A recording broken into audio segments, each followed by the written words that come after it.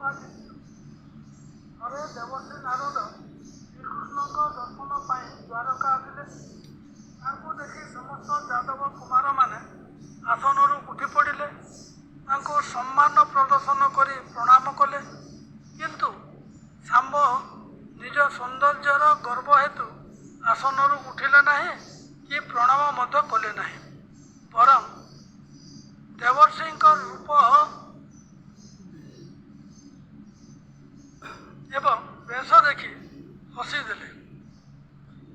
ଶାମ୍ବଙ୍କର ଏପରି ଆଚରଣ ଋଷିଙ୍କୁ ଭଲ ଲାଗିଲା ନାହିଁ।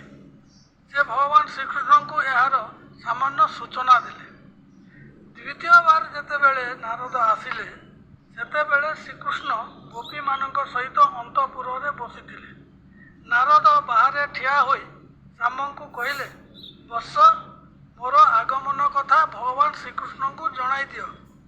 ଶାମ୍ବ ଚିନ୍ତା କଲେ, ଥରେ ମୁଁ ପ୍ରଣାମ ନ କରିବାରୁ ଋଷି ମୋ ପ୍ରତି ଅସନ୍ତୁଷ୍ଟ ଥିଲେ। ଯଦି ଆଜି ଏହାଙ୍କର କଥା ମାନିବି ନାହିଁ, ତେବେ ଅତ୍ୟଧିକ ନିରାଶ ହୋଇ ଅଭିଶାପ ମଧ୍ୟ ଦେଇପାରନ୍ତି। ସେପଟେ ପିତାଶ୍ରୀ ଏକାନ୍ତରେ ମାତୃମଣ୍ଡଳ ମଧ୍ୟରେ ରହିଛନ୍ତି। ଅନୁପଯୁକ୍ତ ସ୍ଥାନକୁ ଗଲେ ସେ ମଧ୍ୟ ଦୁଃଖ କରିବେ। କ'ଣ କରିବି, ଯିବି କି ନାହିଁ, ସେ ବଡ଼ ଦ୍ୱନ୍ଦ୍ୱରେ ପଡ଼ିଗଲେ। ଋଷିଙ୍କର କ୍ରୋଧ ଅପେକ୍ଷା ପିତାଙ୍କର କୋପ ଗ୍ରହଣୀୟ ମନେକରି ସେ ଅନ୍ତଃପୁରକୁ ପ୍ରବେଶ କଲେ। ଦୂରରୁ ପିତାଙ୍କୁ ପ୍ରଣାମ କରି ନାରଦଙ୍କ ଆସିବା କଥା ଜଣାଇ ଦେଲେ। ଶାମ୍ବଙ୍କର ପଛେ ପଛେ ନାରଦ ମଧ୍ୟ ସେଠାରେ ପ୍ରବେଶ କଲେ। ନାରଦ ଗୋପୀମାନଙ୍କର ଅନ୍ୟମନସ୍କ ହେବାର ଲକ୍ଷ୍ୟ କରି ଭଗବାନଙ୍କୁ କହିଲେ, ଭଗବାନ, ଶାମ୍ବର ଅତୁଳନୀୟ ସୌନ୍ଦର୍ଯ୍ୟ ହେତୁ ଏମାନଙ୍କର ମନ ଚଞ୍ଚଳ ହେବାରୁ ଏମାନେ ଶାମ୍ବ ପ୍ରତି ଆକୃଷ୍ଟ ହେଉଛନ୍ତି।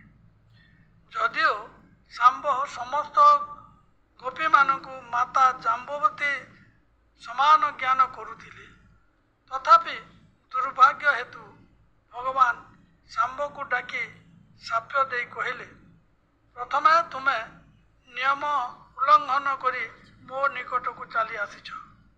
ଦ୍ୱିତୀୟରେ ଏମାନେ ସମସ୍ତେ ତୁମର ସୌନ୍ଦର୍ଯ୍ୟ ଦେଖି ଅସ୍ଥିର ହୋଇଛନ୍ତି।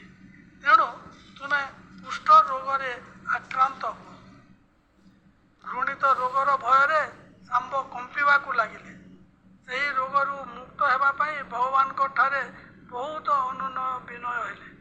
ଭଗବାନ ଶ୍ରୀକୃଷ୍ଣ ପୁତ୍ରକୁ ନିର୍ଦ୍ଦୋଷ ଜାଣି ଦୈବୀ ବଶରେ ପ୍ରାପ୍ତ ରୋଗର ମୁକ୍ତି ପାଇଁ କାଶୀ ଯିବାକୁ ଆଦେଶ କଲେ।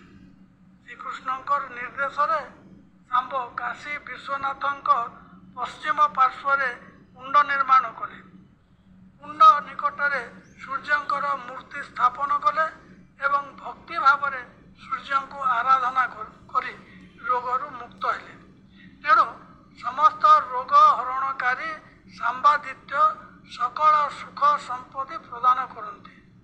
ସୂର୍ଯ୍ୟକୁଣ୍ଡ ନିକଟରେ ଏହି ମନ୍ଦିର ଅବସ୍ଥିତ